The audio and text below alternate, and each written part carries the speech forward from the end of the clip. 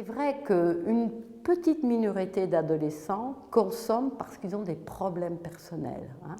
Tous les adolescents qui consomment n'ont pas des problèmes personnels. Certains sont tout simplement, j'allais dire, entraînés par un groupe, entraînés par un comportement.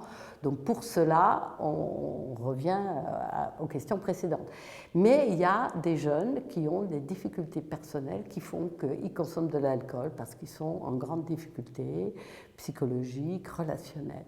À ce moment-là, ce n'est pas l'alcool qu'il faut considérer, c'est son problème. C'est-à-dire, pourquoi a-t-il des difficultés au jour d'aujourd'hui, des difficultés scolaires, des difficultés avec les copains, etc.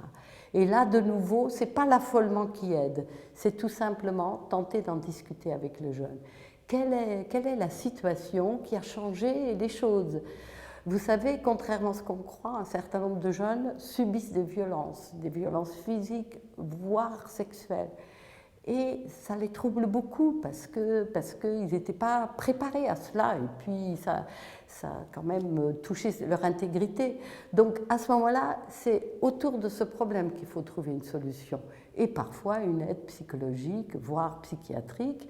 Ce n'est pas une honte que de régler les problèmes. Ce qui est une honte, c'est qu'on ne les règle pas, que lorsqu'il y a eu quelque chose de grave qui est intervenu, qu'on laisse les choses se dérouler, j'allais dire, sans aide, sous prétexte que c'est honteux d'aller voir un psychologue, un psychiatre. Non, il faut voir les choses beaucoup plus positivement et se dire que si on a le courage, en cas de problème grave, d'aller voir un psychologue, c'est qu'on est bons parents.